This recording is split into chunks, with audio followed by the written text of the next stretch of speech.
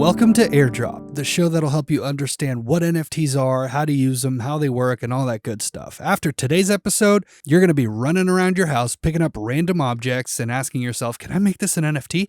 I'm Rowion. And I'm Phosphorus. Today we're having a fantastic conversation with Mr. Longstreet.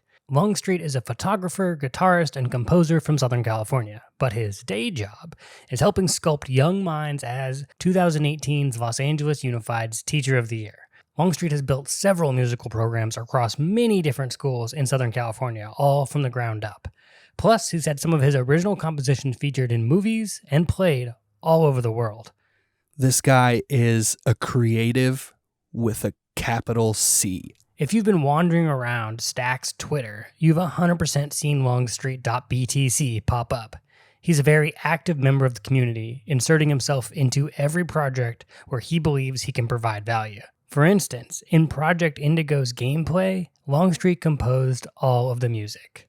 Also, if you're able to keep Twitter up while listening to this, Longstreet name drops a bunch of different people and projects and platforms in the Stacks community. We will have all of those links in the description for this episode. In today's episode, we're going to cover creativity, how to use NFTs as a creative, and also Longstreet's NFT projects. He does photography and music NFTs, and we're going to talk about his whole experience in that world. This episode is for all of you who are creative, who want to put yourself out there again. And with that said, let's drop in. The Airdrop crew and their guests are not registered investment advisors, and all their opinions are theirs alone. There are risks involved in placing investments in securities, or in Bitcoin, or in cryptocurrencies, or in anything else if we're really honest with ourselves. None of the information presented today is intended to form the basis for any offer or recommendation. This is not financial advice. This show is purely for informational and entertainment purposes only. Enjoy. Alrighty, today we're talking to Mr. Longstreet. I know we just talked about what to call you, but it just rolled off the tongue. Mr. Longstreet. Mr. Longstreet. It's familiar. I like it. I mean, you're a teacher. You're working with kids all the time. How do you explain NFTs to the kids who ask, to maybe someone who's just really getting into it? How would you explain NFTs? That's a good question because non-fungible token is not intuitive at all. And I used to teach fourth grade. Not at all. Not at all. You can't even try to pick it apart and try to make sense of it. So I love that this is your leading question, and I've heard some fantastic answers from your previous guests. So I used to teach fourth grade music. That was my first teaching gig, was instrumental music, fourth grade. I thought there's no way I'll be convinced of teaching elementary. But that was my first gig, and I thought I'll do it for a year and then I'll find something else. I did that for 9 years, and I loved it. I'm teaching high school now. I've taught middle school. I've taught elementary, and each age group has its benefits. But anyway, fourth grade. So what I would tell a fourth grader, specifically in my situation, in a music situation, I would say, suppose you are trying to send me a recording of yourself playing, and say your friend took your recording and submitted it for himself and said, this is me recording my playing test. You guys may argue back and forth and say, no, this was me playing, but how can we prove it? With an NFT, you can prove that you are indeed the person who created that recording and then sent it. That's how I would sum it up for a fourth grader. Yeah, the provenance, I can prove I did this. Yes. Yeah, and I think that's what makes NFTs so unique, is that now once it's on the blockchain, we know where it was created, who's owned it in the past, and I think you'll have that record that can't be fudged, can't be lied about. It's always there. Yeah, I think it's a great way to keep people honest too. Yeah, that's a really good point. Okay, so let's hear the Longstreet origin story. You have a lot of really cool experience. You shared what you've done, where you've been with us before. So for our audience, give us the origin story. How did you get into NFTs? What happened all before that? Who is Longstreet? Yeah, what was the inciting incident to get you in NFTs too? Yeah, well, in 1983. No, I'm kidding. I've been just a creative person my whole life. I I was always into photography. My dad taught me how to use like film camera when I was a teenager. We did a lot of backpacking, and so I spent a lot of time in the Sierra Nevadas taking pictures and doing film photography. So that was always like on the sidelines, something that accompanied like everything that I was doing. I still always try to have a photographic eye and think about things like, how does this look in the rule of thirds, and what's the color combination happening here? Where are my leading lines? How can I change perspective? I think that's a really special way of seeing the world all the time, and it's something that I encourage everyone to do, is always be mindful. What's the photographic experience you can see all the time? So I always had that love for photography and cinematography and film. And I always had a music education and experience too. I started in instrumental music in the school band programs like so many other people do. And I started picking up, flute, trombone, guitar. And when I was going to go to college, I decided to make guitar my main focus, classical guitar, jazz guitar. I always loved composing. I kind of have a personality where if I see someone doing something, I immediately want to try it myself and recreate it in my own way. So in my music experience and school, I was, performing all the time in ensembles and doing solo, like classical guitar, jazz guitar, but also using that as an opportunity and time to try my own compositions. So it was a lot of like, I was doing a lot of composing for jazz bands, big band, small group, quartet. Yeah, so I always just had the MacBook Pro with me and recording into that, always writing, using Sibelius to make arrangements. So, there was always the opportunity for performing that music and getting together with friends and saying, let's all play each other's arrangements. And then this concept of an NFT came about. And really the use case didn't dawn on me for music until recently. Photography was a little bit more obvious. I saw people over the summer, especially on OpenSea, doing photography. And I tried releasing a couple things on OpenSea. And so to speak, I got lost in the OpenSea and I just made no traction. You really have to bring your own audience. And I was doing all the research and getting the images together, and it didn't go anywhere. And then I got distracted by having a baby and work starting again and the world opening back up. So it fell off my radar. But then I heard an interview with Patrick Stanley about city coins, and then that got Stacks on my radar. So I started engaging more in that community. And then I realized there was so much happening. I saw Byzantium opened up, art on Stacks, and then I just started scooping up. I aped into every NFT that was there in the beginning, some of which have gone nowhere. And what was your first NFT? Yeah, my first Stacks NFT was the Byzantium Mandelbrot's.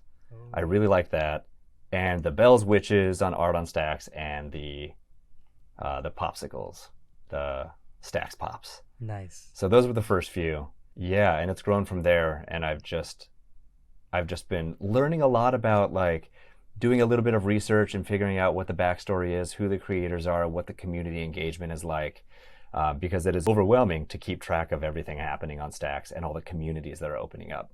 But back to community, I was really inspired by the things happening, and then it got me thinking maybe I should try this NFT thing again, maybe with this collection of photography that I have. So I live in Venice Beach, and I moved there in 2016, and I've just always had a camera on, either a digital camera or my phone, or I have a 1970s Rolleicord medium film format camera that I love taking around. Everything about it is manual. It's all film. There's no batteries. You have to, wind the film, dial all the settings in so you know what the aperture is going to be and how long the shutter is going to stay open, what the focal length is going to be. So anyway, I always had a camera with me walking around Venice in the canals or on the beach. I love that. So I have an extensive collection of photographs. So I went through and I found 100 of my favorite images, gave them all unique titles, and I calculated the rarities. I came up with a number, maybe a dozen attributes to each image. So I think 50% of them were shot on the beach and 40% were shot in the Venice canals. Some percentage has birds in them. So I made this collection, named everything, calculated rarities, and then approached Art on Stacks about hosting it. And that was back in October. And there was a little bit of back and forth, a little bit of dead time, and it was all about finding the right time. So in January, a few weeks ago, we officially launched the Venice Visuals collection on Art on Stacks. And that actually overlapped by a couple days with another release that I had for music on Byzantium. So Byzantium hosted an auction for a piece I wrote called Proof of Swing, which was like the first jazz on the Bitcoin blockchain secured by Stacks. And so that was an auction. Come on now. Yeah. And so those two happened at the same time. I was really proud to be releasing photography and music on two different platforms in the Stacks community, because I'm super passionate about Stacks. I think it has so much potential. To tie this back to community, not only is the functionality of Stacks and NFTs the inspiration, but it's also having an audience and having a community that it's kind of like the carrot dangling, it's the incentive. I know there's a community that I can engage with, and people may be receptive to what I have to create. Mm-hmm. The Stacks community is really good about that, because it is so early for Stacks right now. It's just over a year old. The projects are just getting started, and everyone is just so gung-ho on helping each other make it happen. And I think that's really cool. And just to talk to your community aspect, to have people fighting for you in your corner. So as an artist, because you are a creative, artistic person as is, what would you say is the benefit of selling your artwork via NFTs versus a different model? Maybe doing prints or selling, I don't know, what's the music? I almost said CDs to really date myself. But right. Why NFTs versus other models? That's a really good question. And I don't think the way of framing it is like one or the other. The answer is really both, because it's opening up a new community. I know for me, I used to sell prints, and I would put them up in galleries and, just have single prints available. Some were framed. And there are unique challenges to that, like physically holding the art. You have to get it printed. You have to take it somewhere. You have to maybe ship it out. The majority of the world still experiences art in person. They go into a space, a coffee shop where it's hosted, or a gallery. They see it, and then they want to buy it that way. So that's a fantastic opportunity still for a lot of people. So with NFTs, you get a new community, and this is what has been inspiring to me. It's like I'm finding all these people outside of my circle of real life friends who now might be interested in the things that I have to create. So the advantage is, one, a new community that might be interested in your work. And two, I think it's really fun. I'm really nerding out on all the back end stuff and all the behind the scenes things that need to happen. And I think a lot of people in this community have that mindset where there's a newness, a freshness to everything. So it's exciting too. What kind of back end stuff are you nerding out about? Teach the class. What's got you interested? Well, this is where I'll have to refer to Plutus from Byzantium. So specifically with Proof of Swing, that was, so first an MP3, the audio, and then I created a video for that as well. And you remember like the iTunes visualizers where there's like something happening visually that is reacting to the music? Absolutely. Yeah, so I created that for Proof of Swing, which also just gave me more reasons to dive in and learn something new. And now I have a new skill set on how to use Final Cut Pro, and I downloaded some special software in order to create these visualizers. So, I think one of the side benefits to being inspired to create and make NFTs on Stacks, it's so fulfilling for me as a creator, as an artist, because it's giving me a reason to continue to develop my creative abilities. Anyhow, I created visual accompaniment for the song, put that together, and then that is what Byzantium made available. So it was playing on the Byzantium website, but as soon as the auction was over and it was transferred to the top bidder's wallet, it wasn't playing anymore. So that is, Plutus was telling me that there's a lot on the back end that has to happen. I don't know the specifics about it, but I would love to know more, because what these people are doing on the platform, Stacks NFT, Byzantium, Art on Stacks, and any of the other ones happening. There's so much happening under the hood, just so that we can have like a pleasant experience and be able to see the artwork in our wallets. And I know, when I released Venice Visuals, the way I worded things in my Twitter post about it was, I said, for our future virtual art galleries, because right now it is fine to go onto the website and see, all of our NFTs blocked together on one page. But in the future, we're going to be able to, be in virtual reality spaces and walk into a virtual gallery and see all of our artwork displayed, and we can customize, where on what wall it shows up. And, I'm sure a lot of us in the Stacks community have like multiple wallets. It would be nice if all of the NFTs over multiple wallets could be congregated into one curated space virtually. So that will happen in the future. It's just not like that yet.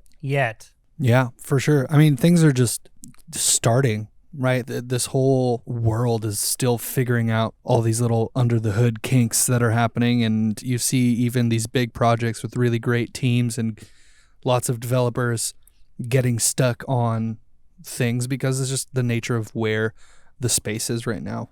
So yeah, that's really cool that you're like, as a creative, learning about that so that you can then use that in your creative process. Be aware of that as you're creating art for collectors and whoever else is enjoying that. That's really cool.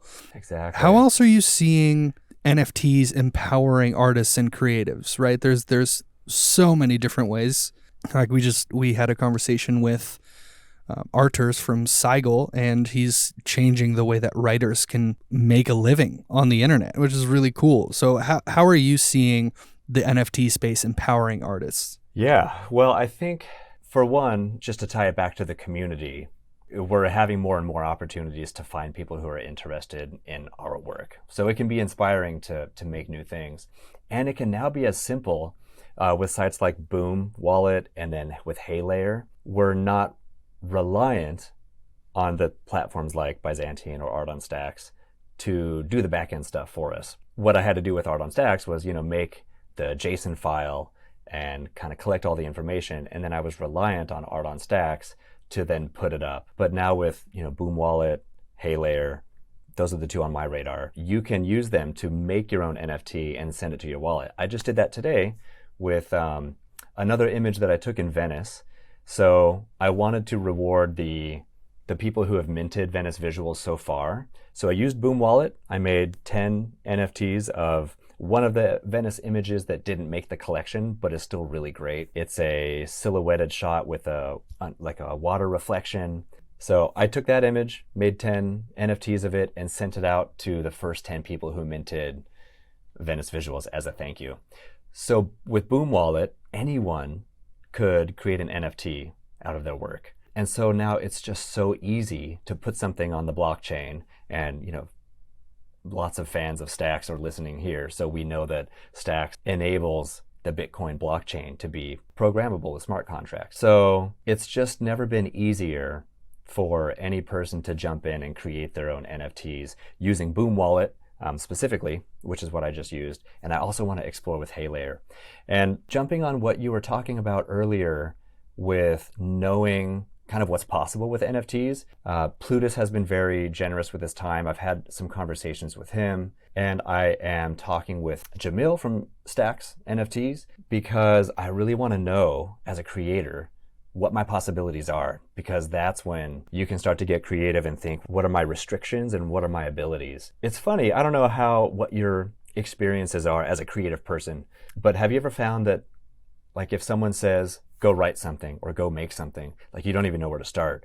But if someone says, go make something, and these are your restrictions, and you can't do this, and here's the only colors you can use, whatever the restrictions are, it's strangely inspiring to have restrictions. So absolutely, I've been reaching out to these various platforms to learn more about what are my limitations, what can I work with, because I'm inspired to do some more things. One thing I'd like to talk about is something that I'm doing next is proof of practice. I'm still working on the title. I like that title. I like proof Okay. of progress. I'm running with the proof of thing from now on. So proof of progress, proof of play maybe. But this is going to be an NFT that is basically a certificate, and when the holder of that certificate sends it to my address, that will give them a 1-hour guitar lesson with me. Nice. So I haven't been teaching guitar lessons or private lessons in a long time, just because I have a full schedule. So that fell off my radar. But I've been teaching, private lessons forever. And so I think it could be really fun to make this NFT called Proof of Progress, Proof of Play, whatever it's going to be. I may reach out to Stacks NFT for this. So this is around the corner. We'll see. So I want to work with this and build out more use cases. So something else that I wanted to mention, we have a lot of profile picture NFTs in Stacks, and they're just crushing it. But something on my radar, something that I'm passionate about is finding other use cases and inviting more creators, more people into the space, by exploring all the different ways that we can use NFTs that are not profile pictures. So for me, so far, that's been photography and now music. But now this concept of experiences where you can exchange your NFT in, and that will, in this specific example, give you a 1-hour guitar lesson. I'm just inspired on how just outside of the box you're thinking. Like, a lot of people think NFTs and they see the profile pictures and they're like, oh, that's what it is. And I think you've caught on to something that not a lot of people have caught on to yet who are curious about NFTs, is it could be anything. It's not just the picture. It's the smart contract, and it's something else behind it. And it's the proof that you created it when you created it. So hypothetically, we say, for example, that you create a whole collection of these proof of whatevers, and Gary Vaynerchuk decides to buy one because it's awesome. Now it's become this hot ticket item, and you can look back and they say, oh, what was the first one he ever did? Oh, Proof of Swing. Let me go find it and see how much it's worth, right? And that's what I think NFTs can do for artists, is a lot of time their first work, their second work, their third work gets unnoticed by everybody. But now we can really see your progress as you continue to create, because we all know as creatives that our first work sucks. Our second work sucks probably more than the first, but the third one is better. And what's going to happen now for artists is we're going to be able to see that on the blockchain, be able to see where it's at, and people will be able to bid on it and purchase it, and you'll see your work grow. And I'm really, really excited to see where you take this. I've got one more question for you, Longstreet, if you're up for it. Yes. And then I have another use case before your question. Perfect. No. Give me your use case. How else would you use NFTs? So this is another idea. I was talking with another community member who is a writer and an artist and a musician. So many of us, we do 1,000 things, right? Yes. But mostly a writer. And she is in the Stacks ecosystem, and we were just kind of bouncing ideas back and forth. And then I was thinking about do you guys know what found poetry is? Yeah. It's where you take a page out of a book and you black out all of the words except a few, and then you can generate a poem out of that. If you look up a Google image search for found poetry, you can see some really cool examples. So I was thinking, maybe there's a physical book, but then you can buy an NFT, and then the NFT is artwork that overlays on a page, but then reveals certain unblocked words that then are a poem, or maybe they're codes, extra words that as a code to something, or backstory, just something extra that you can add on to something in the real world. I think you're onto something with that found poetry, the idea. That would be really cool. I like to think of NFTs, especially in the art realm, as it needs to be pretty enough to display. And you talked about this too with galleries and creating work for future galleries, whether it be in the virtual reality metaverse or your NFT coffee shop that you go to that displays NFTs. Having art that you appreciate, I think, is massively valuable, and having a found poetry thing would be really cool. You could probably make a generative one of that too. We have to figure out the math to make it work. But I Oh, like where your head's at, and that's where in this space is constantly thinking. Rowie and I are always kicking around ideas like, okay, how would we use this technology in a different way that no one else is thinking about? yeah. And I love that idea. That one's great. Yeah. So Alexander, who did Blocks and The Frontier, he was a big inspiration for me, and he was, generous with his time and answering some questions back last fall when I was thinking about releasing some NFTs. He had a lot of really good insights for me. And he was one of the first people to mint Venice visuals. And I just got a message from him today, a new project that he's working on that incorporated the image that he minted. So I think this is one of the coolest things about the community.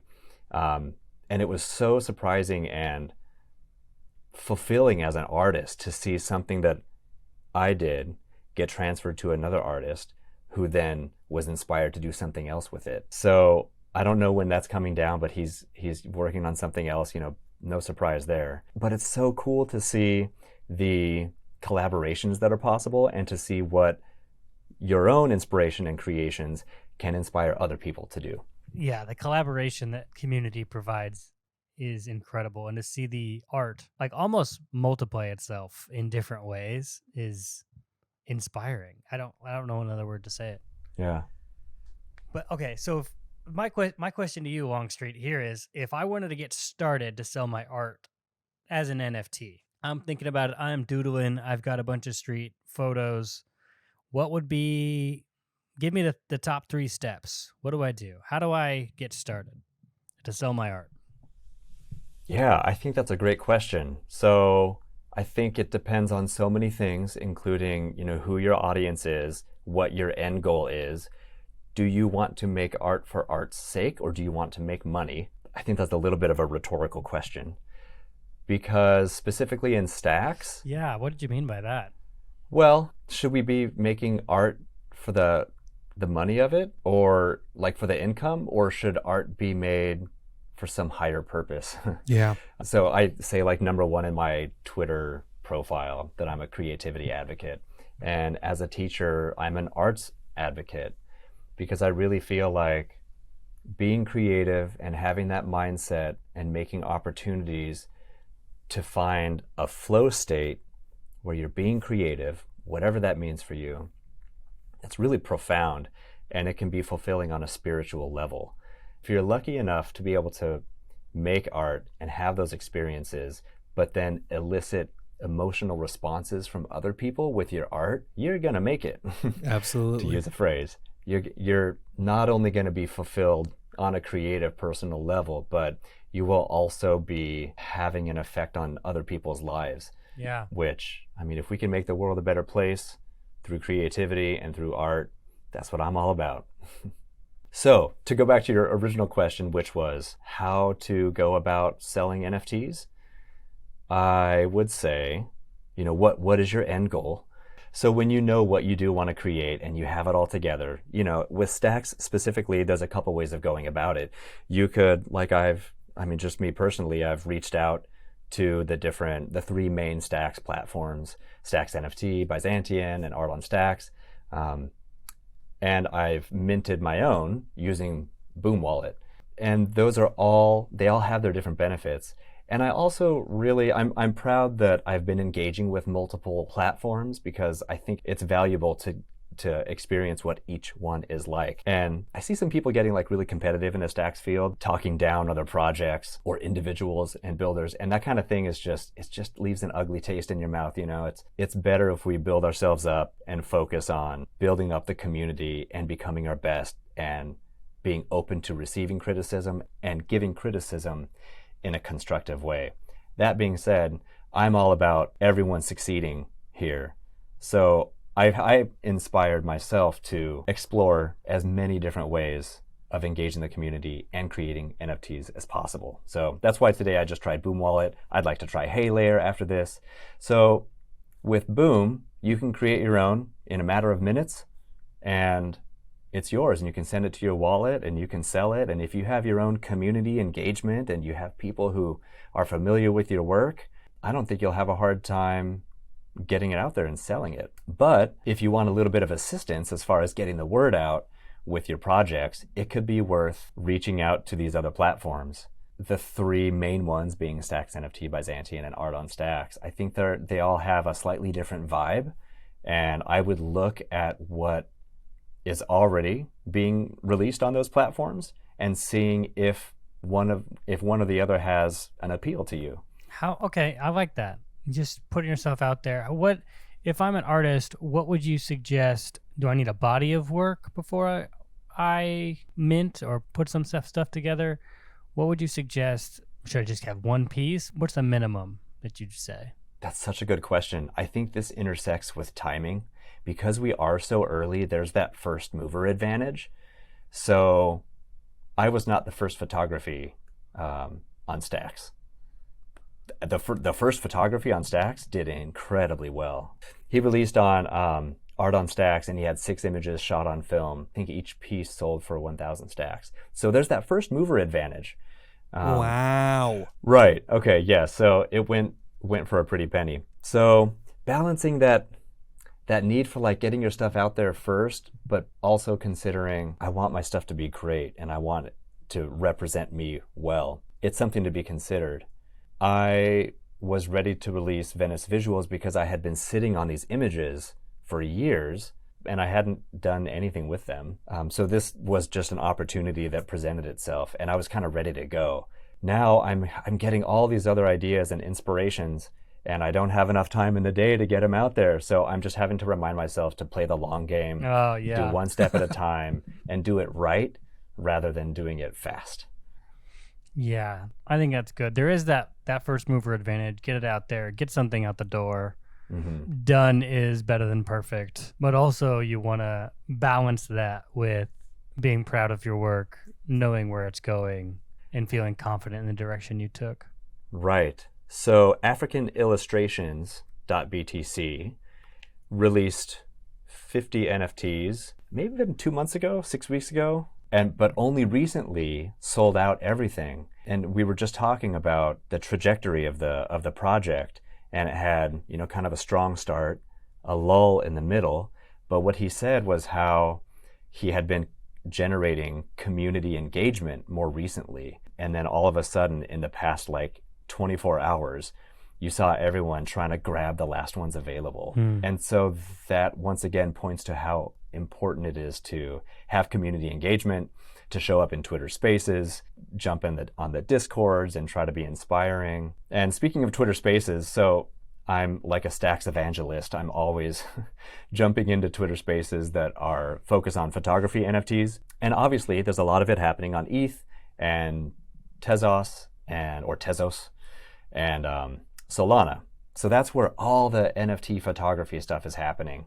And I'm always jumping in and talking about the virtues of Stacks. And it's always crickets. People don't know about it. The photography community doesn't know about Stacks. So I would love for my own work to do well personally. I would love that. But more importantly, I would love photography in general to work well on Stacks so that we can attract more collectors and more photographers to come over to the space. And there is, these, Art on Stacks has a photography section, which is great and building, but there's room for stacksphotography.com. Someone's sleeping on that right now. Yeah. We're early enough where someone could make that happen. And yeah, so I'm always jumping in on Twitter Spaces, engaging with the community, trying to evangelize the Stacks ecosystem and try to bring over as many people as possible. But it's a lonely game sometimes. Okay, I have one more question before we wrap it up. Now, how did minting Venice Visuals go? Have you sold out yet? No, not yet. So I've sold 18 out of 100. There is a whale who minted 8. Ooh. And a lot of other people who have minted 1. But I have been receiving messages. I'll get a message on Twitter or in Discord saying, this is the one I minted. It's been so fun and rewarding. And that's another thing I'd love to talk about is when you get messages from people saying, this is the one, because it's a random mint right now. This is the image that I got. I love it because like someone grew up in Venice, or someone's girlfriend or wife was from Venice, and this brought back memories. I have a lot of Venice skate park pictures, and someone who minted it, his daughter is really into skating, so he's gonna like frame that for her. So I've been hearing a lot of stories about why certain images are meaningful, and that's been so rewarding to hear. And some of the images were shot, like I said earlier, on film, and I am sending the people who mint those, I'm going to send them the negatives. And I have a little a Twitter post about how you can use your phone. If you triple click the power button, you'll invert the picture on your phone. And if you do that and look at a film negative, you'll be able to see what it looks like. It's a really cool, fun trick. I know film isn't floating around there, but if you look in your parents' or grandparents' like attic or space or storage boxes, you may find some old like 35 millimeter rolls of film. You can take it out, do this little trick with your phone, and look at the negatives. It's real fun. Do you as an artist feel discouraged that it hasn't minted out yet? Or do you feel still fun in the process, knowing that it's out there and it'll be okay? Like, talk me through that process real fast, because I'm genuinely curious. Yeah, I'd love to talk about that and to like have a moment of authenticity here, because I think that's something every artist should be aware of. I had no idea what to expect. I thought it could mint out in like 12 hours, or I could mint one. I really had no idea.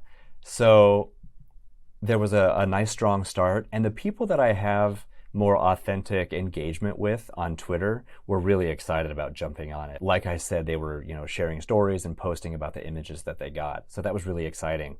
But then things died down a little bit. Someone minted one a couple days ago. So now I'm starting to think about how can I continue building engagement? And the timing was really hilarious and rather painful. I was up all night the night before, excited for this collection to become available. I had been preparing this and building up for this since October. So very excited, obviously. So day one comes, it's live, I look, and then Twitter is filled with, oh my God, Coinbase is listing stacks today. Big news line, right? Right. But then also the Alex IDO tickets were completely clogging up the stacks ecosystem, the network.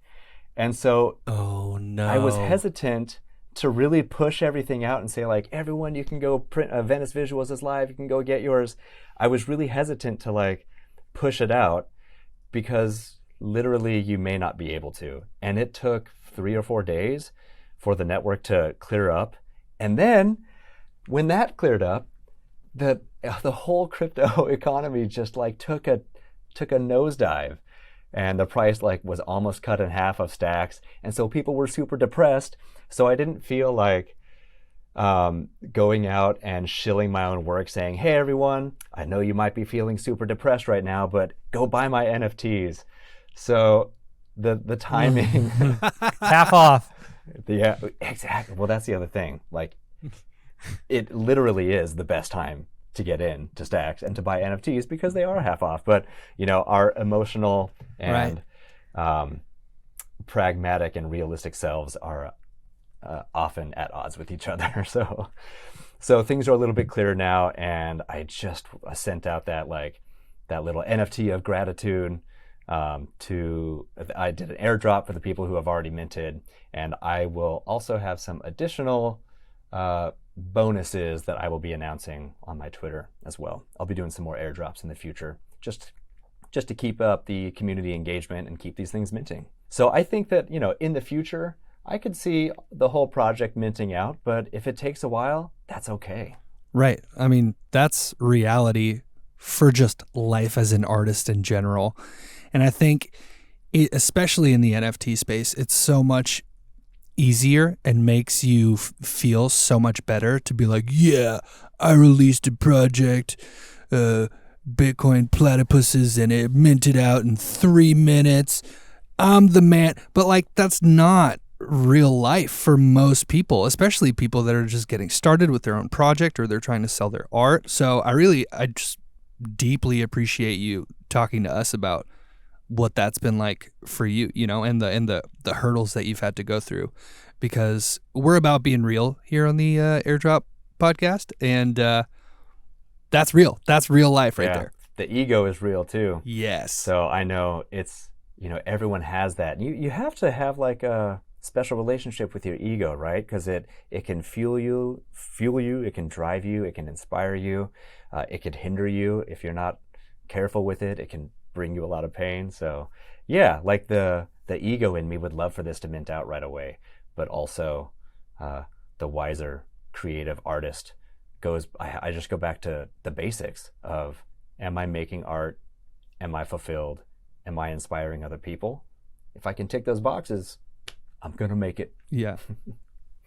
All right. Well, that was just really inspiring. Honestly, just even like the whole conversation, but just that last piece there was really inspiring. And I think if you're an artist out there and you're listening, take these words to heart and get in there. It's fun. Just get into the space and splash around and see what you can do. And you might find a lot of people that really appreciate your art, and that's really cool.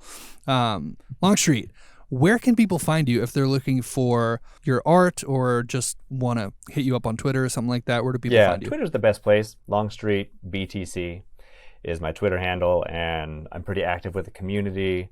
And I do have a lot of really fun things coming up, one of which we talked about. There's another project that I'm so excited about, but it's just a little bit too early to talk about. So yeah, you can find me on Twitter, and let's stay in touch. Awesome. Well, thanks so much for coming on the show. Really appreciate your perspective and your authenticity, and just actually a really cool conversation. Not just the way that podcast hosts say, wow, that was a really cool conversation. It was actually a really cool conversation. So yeah, thanks for coming on. Thank you, gentlemen. I so appreciate the podcast that you guys are getting. You've been getting all the big players here in this tax community, and I've learned so much from all these people. It's been fueling my inspiration. And if I can inspire others to fuel their creativity and find use cases for using NFTs, and even just seeing the world a little bit differently with engaging in that photographic eye like we talked about earlier. If I can inspire anyone to be creative in this community, that's a win for me. So thank you, gentlemen. I really appreciate talking with you.